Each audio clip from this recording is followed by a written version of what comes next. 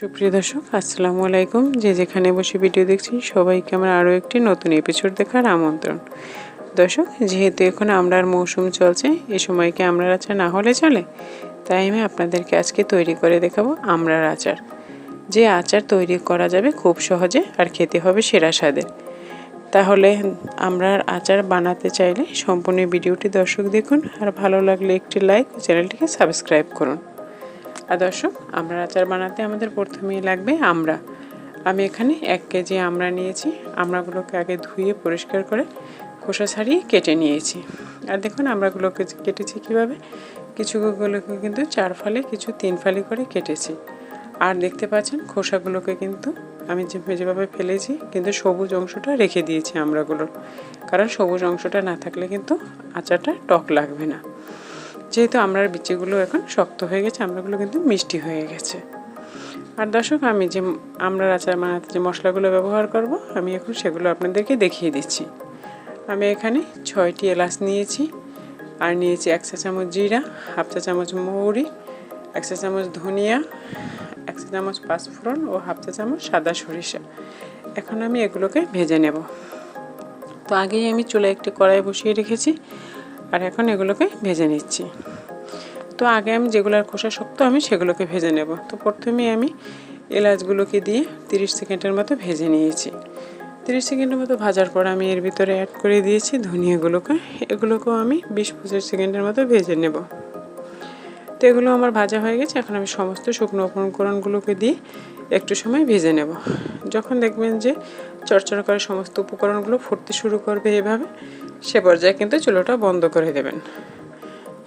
তো দেখতে পাচ্ছেন আমার এগুলো ভাজা হয়ে গেছে। এখন আমি এগুলোকে নামিয়ে একটি মিক্সিতে মিক্স করে নেব আধ ভাঙা করে। আর এখানে আমি আমড়াগুলোকে সেদ্ধ করব, তাই আমি পাত্রে বসিয়ে দিয়েছি। আর দিয়ে দিচ্ছি আমি এখানে 200 ml পানি ও দিয়ে দিচ্ছি স্বাদ মতো লবণ। এখন আমি এগুলোকে নেড়েচেড়ে মিশিয়ে দেব। আর এখন আমি চুলাটাকে কিন্তু ধরিয়ে দিয়েছি, আর এগুলোকে আমি সিদ্ধ না হওয়া পর্যন্ত রান্না করব। এখন আমি একটা ঢাকনা চাপা দিয়ে এগুলোকে সেদ্ধ করে নিচ্ছি। তো দর্শক, দেখতে পাচ্ছেন আমার এগুলো কিন্তু সেদ্ধ হয়ে গেছে। আমি 7-8 মিনিটের মতো সেদ্ধ করেছি, তাতে কিন্তু আমড়াগুলো সম্পূর্ণভাবে সিদ্ধ হয়ে পানি কিন্তু একেবারে শুকিয়ে গেছে। তো দর্শক, আমরা এখন চলে যাব ফাইনাল স্টেপে।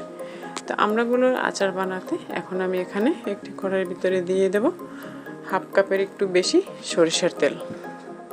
আর তেলটা অবশ্যই ভালো মানের সরিষার তেল ব্যবহার করবেন। আর এর ভিতরে আমি দিয়ে দিচ্ছি সামান্য একটু কালো জিরা।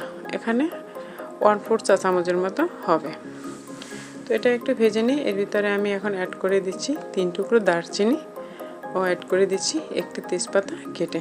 এটাকে আমি একটু সময় ভেজে নেব। তো এটা আমার একটু সময় ভাজা হয়ে গেছে, প্রায় 1 মিনিটের মতো আমি ভাজছি। আর এখন আমি এর সাথে অ্যাড করে দেব 1 টেবিল চামচ সাদা সরিষা বাটা ও 1 টেবিল চামচ রসুন বাটা। এখন আমি বাটা মশলাটাকে একটু সময় নিয়ে ভেজে নেব। আর সময় চুলার আঁচটা কিন্তু অবশ্যই লো হিটে রেখে ভাজতে হবে, নয়তো আপনার মশলাগুলো পুড়ে যাবে আর তেলটা কিন্তু গেজা হয়ে উপর দিকে পড়ে যাবে। আর এর সাথে অ্যাড করে দিলাম চিলি ফ্লেক্স। এটা আপনাদের স্বাদ অনুযায়ী দেবেন, আর যে যেরকম ঝাল খেতে পছন্দ করেন। তো আমারগুলো ভাজা হয়ে গেছে। এ পর্যায়ে আমি এর সাথে অ্যাড করে দিলাম সিদ্ধ করে রাখা আমড়াগুলোকে। তো এখন আমি আমড়াগুলোকে ভালো করে তেলের সাথে মিশিয়ে নিচ্ছি।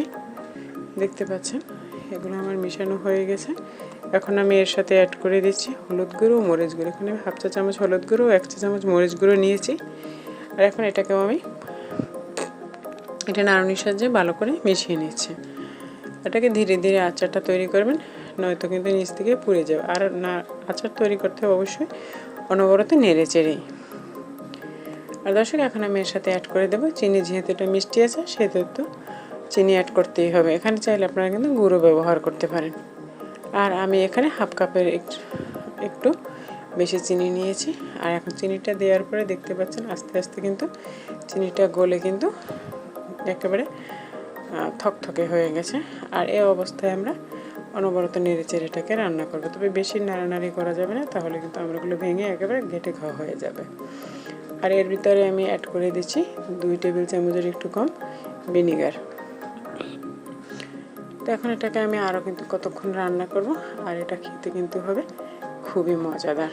আর এখন আমি এর সাথে অ্যাড করে দিলাম একটু বিট লবণ, এটাই আরও স্বাদটাকে বাড়াবে। আর এই অবস্থায় আপনারা যদি স্টেপ বাই স্টেপ দেখে যদি আপনারা আচারটা তৈরি করেন, আপনারা কিন্তু প্রায় 6 মাসের মতো নর্মাল ফ্রিজে রেখে কিন্তু খেতে পারবেন। তবে দর্শক, আমি যতটুকু বানিয়েছি ইনশাল্লাহ খেতে শুরু করলে 1 সপ্তাহ যাবে না। আর দর্শক, এখন আমি এর সাথে অ্যাড করে দিয়েছি সেই ভেজে গুঁড়ো করে রাখা মশলাগুলো। আর এই মশলাটা অবশ্যই শেষের দিকে দেবেন, কারণ আমার আচারটা কিন্তু সম্পূর্ণভাবে তৈরি হয়ে গেছে। আর এই পর্যায়ে আমি কিন্তু মশলাটাকে অ্যাড করলাম। এখন একটু নেড়ে চেড়ে 2 মিনিট মতো এটা নামিয়ে নেব। এখন আমি চুলাটাকে বন্ধ করে দিয়েছি আর এখন আমি নামিয়ে নিচ্ছি। তো দর্শক, আমি একটি সার্ভিং ডিশে এখন আপাতত ঢেলে নিয়েছি। আর এখন আমি কোনো জারে রাখলাম না, কারণ আমি আশা করছি এটাকে একটু দেখি রোদ দেওয়া যায় কিনা, কারণ রোদ দিলে আচার আরও ভালো থাকে। যে কোনো আচার একটু রোদ দিলে কিন্তু বেশি ভালো থাকে। তো দর্শক, আমি আপনাদেরকে একটি আচার তুলে দেখিয়ে দিচ্ছি, দেখুন কতটা লোভনীয় হয়েছে।